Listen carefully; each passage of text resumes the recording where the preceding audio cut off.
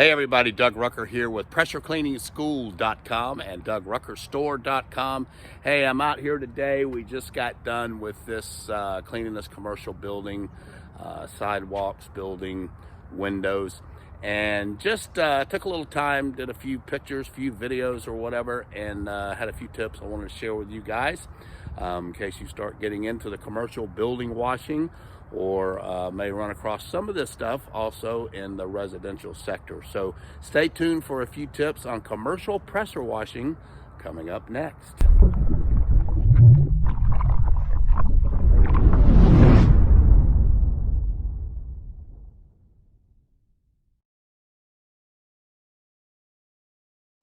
So one of the first things that I like to do on a project like this is get the sidewalks cleaned and the entry area done.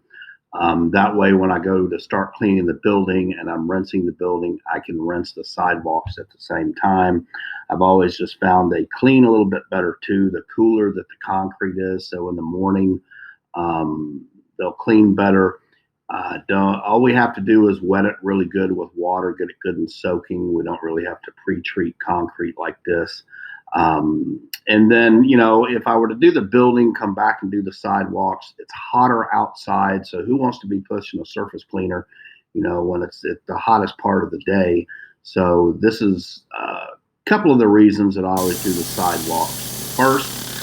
Just makes it a lot easier on me. And also kind of, when we're doing the rinsing process, we're rinsing one time.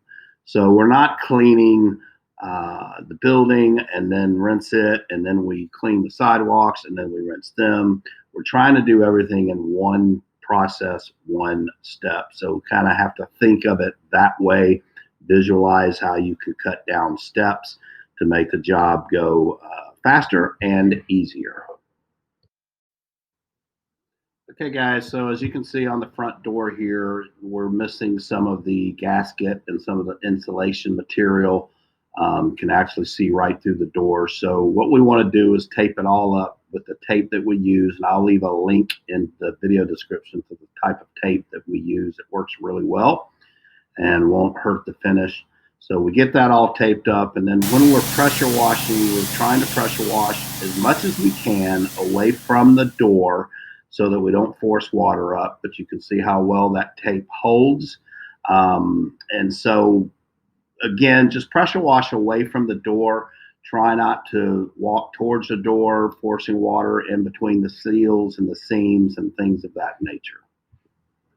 Another quick little tip, a little tool that we use is a paint shield. This is a 36-inch Warner.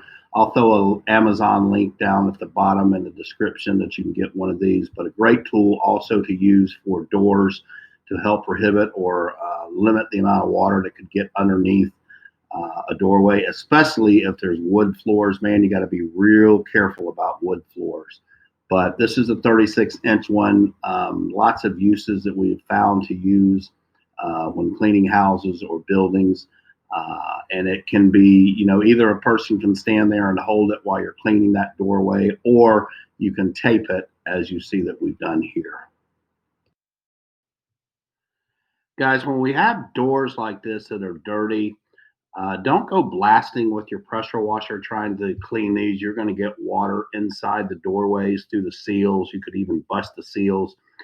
Take some time with a little rag and some, we use wrap, a little bit of it, 25-1, and we'll just spray it on a rag. And then we hand detail around these doors in order to get everything nice and clean. No water intrusion. And it just really sets yourself apart from your competition when you're doing things like this. So little details go a long, long way.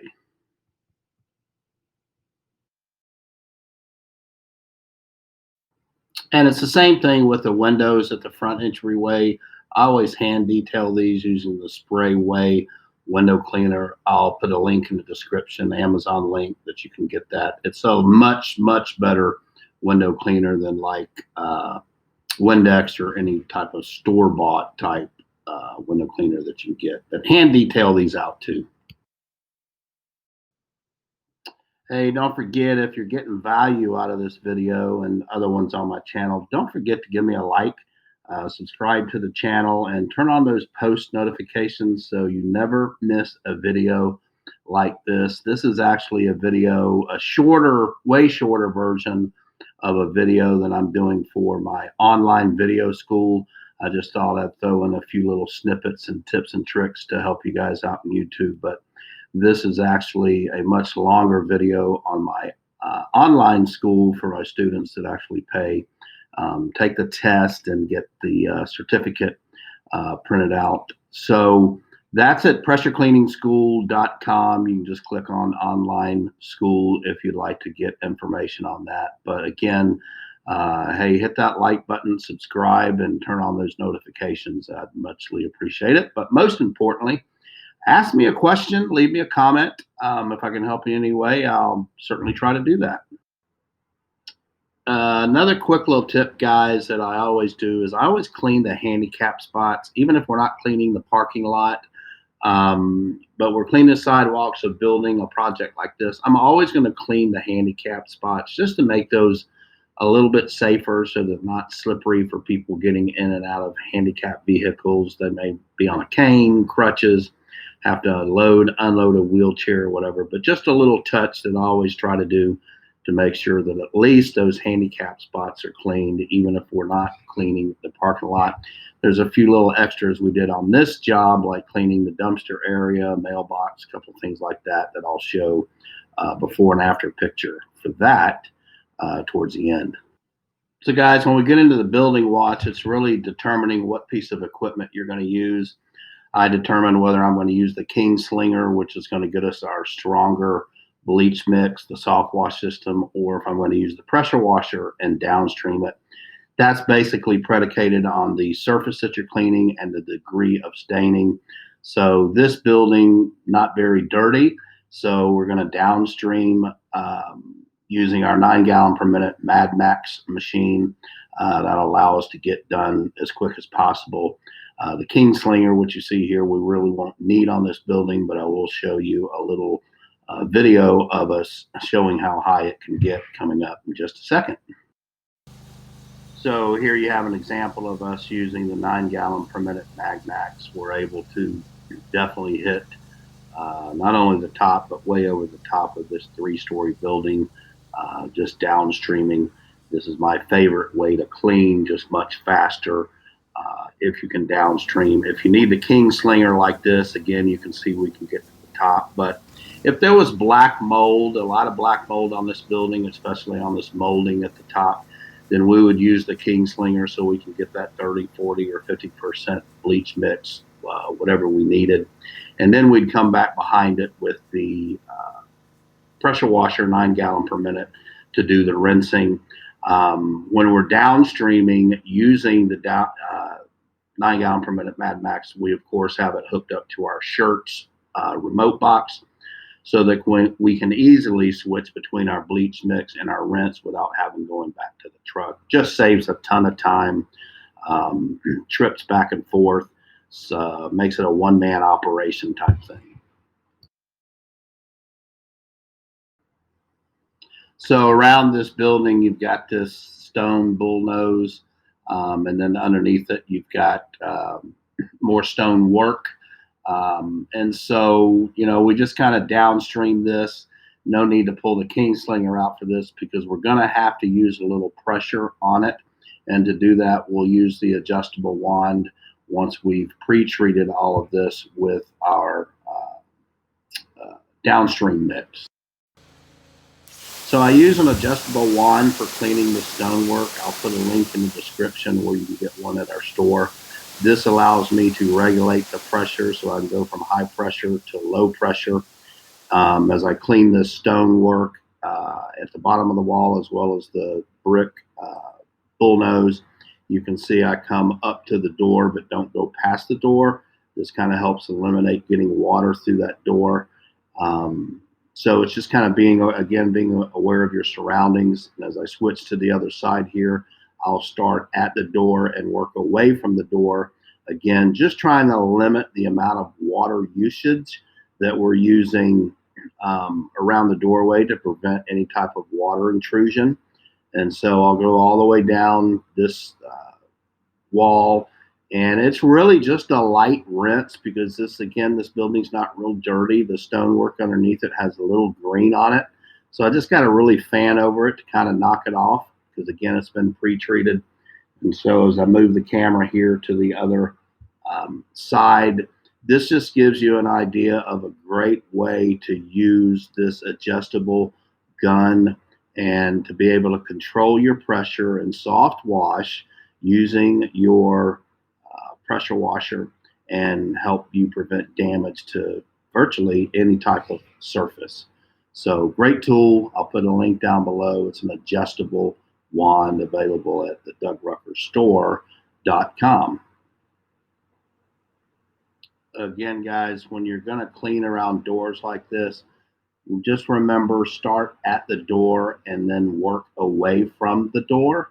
Don't work up to the door because that could just cause possible water intrusion or a higher risk of water intrusion. So start at the door, work away from the door.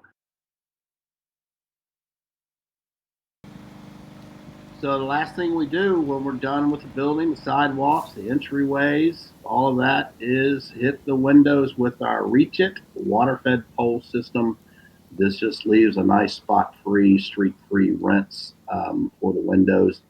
Excellent pole system. I'll put a link down in the description, the one that we sell at the Doug Rucker store. This is the pressure washer upsell pack. A great value and a great add-on. And if you're in pressure washing and you're not doing window cleaning, you need to add it because window cleaners are adding pressure washing and soft washing. And so companies like this, residential, commercial, they like hiring one company that can do it all. So I would strongly recommend that you adding this to your business, and we can certainly help you do that if you need us to. Okay, guys, told you a couple of extra things that we did. Aside from the handicap parking spots, we also cleaned the mailbox. Again, very quick, very easy to do. But just a little thing that just kind of, sets things apart. Another thing that we did was the dumpster area. I debated about doing this, but figured, it's going to take me about 7 minutes, 10 minutes at most.